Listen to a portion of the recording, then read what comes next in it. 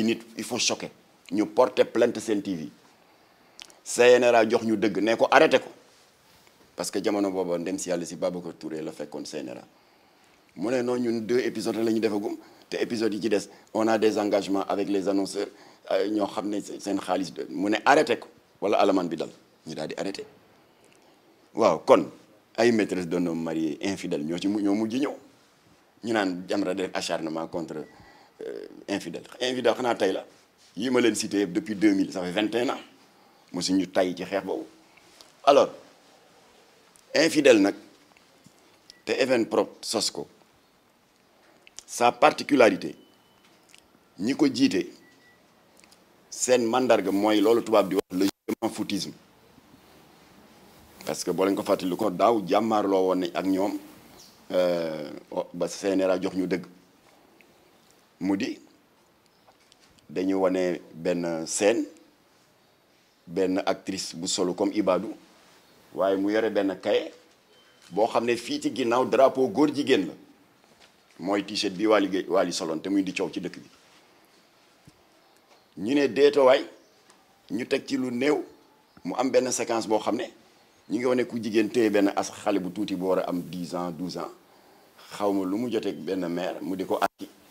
naan ko yow yaa def xale bi nangam soo ko bàyyiwul danaa nangam jël extrait boobu denc tegaat tuuti beneen épisode génn wane benn actrice toujours ci infidèle faram di ko bëgg a sàkku ndaw si bëgg ko gàntal pour parce que nee na dafa nekk ci règle wax ko rek waaye mu am ñàkk jom gu day ni ci film bi dugal loxo moom ndaw ci slip bi génn benn coton hygiénique bu tax rip ak deret pour prouver ko ne mënul li waa ji li mu bëgg mënul ne parce que dama nekk ci règle kooku mooy xeetu toroxal femme sénégalaise à un niveau extrême mësul am dans l'histoire du cinéma et de la télévision du Sénégal parce que yii muy génne muy jàll ci YouTube di dem bitim réew mu ngi présenter une image fausse de la femme sénégalaise ndax femme sénégalaise ñàkkul jom les femmes sénégalaises dans leur écrasante majorité xoolal kii nu mu yëwee colin bu bi mu sol nu mu yëwee dañu am teggin am yar ba pare am pudeur Evenprod nag day wane à l'étranger sénégalais yépp ñàkk jom kooku noonu la dugalee loxoom ci slip bi génne yu bon yooyu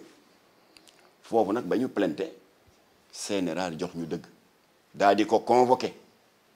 dóor ko mise en demeure en matière de régulation de l'audiovisuel c'est l'équivalent en matière pénale du sursis ñu may ko sursis mooy boo ci defaatee lu day ni tarfatal ay ni daan yi egsi moom non seulement jot na mise en demeure bi mais dafa jël engagement écrit moom Evenprod ne que épisode yii di ñëw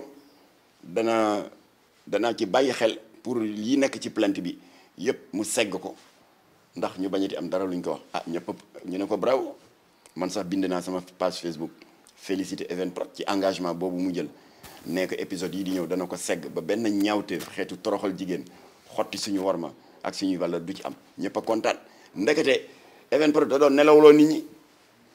loolu la tubaab di wax reculer pour mieux sauter loolu la def fan yi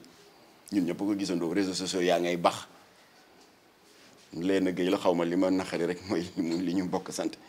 def fa yoo xam ne teggin mayewul ñu di ko répété ci seen antenne waaye ñun ñëpp ko gisandoo loolu moo waral bi yoon nag Jamra song ko ak doole parce que bi yoon on n'est pas seul 48 co-signataires la ñeent fukki plaignant ak juróom-ñett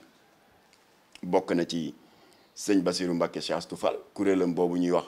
comité de défense des valeurs morales maa ngi profité seen antenne gërëm ko sargal ko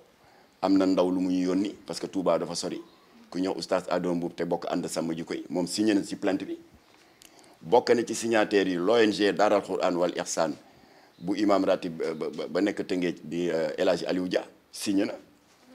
bokk na ci le président de la convention des jeunes Tidiane seen confrère la sax parce que mu ngi liggéey fii ci 7TV Mamour Fall signé na ainsi de suite 48 personnes mooy plainte bi xew plainte bi nag ñett la benn bi dañ ko jagleel CNRA parce que wax naa leen ko sànq engagement yi Evenprod jëloon ne dootu ko defaat donc jalgati na engagement yooyu loolu manque de respect la à l'institution de régulation. Deuxième plainte bi ñu ngi ko jagleel procureur de la République maa ngi dégg ñu naan procureur yoonam nekku ci moo taxit ñàkk information baaxul. bi ñu créé la brigade de cybercriminalité code pénal dañ ko joyantiwaat ba dañu defaraat la loi 2008-011 du 25 janvier 2008 bi may sañ-sañ procureur ci domaine boo xam ne compétence CNRA amu fa compétence xam nga CNRA ci télé yi la sañ-sañam yem parce que xam nga jox nañu dëgg ba nee na saison 3 bi ak bande annonce bi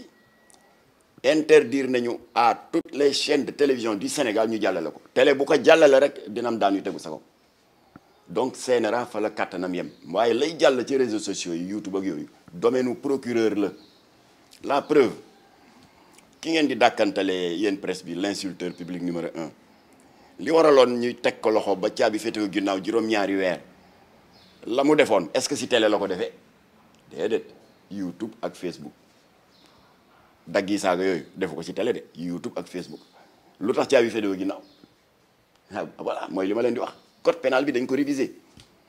sóoraale nañ ci jumtuwaay yu xarale yi les nouvelles technologies foofu la procureur sukkandiku daal di frappé kon deuxième plainte bi war a jëm ci procureur loolu la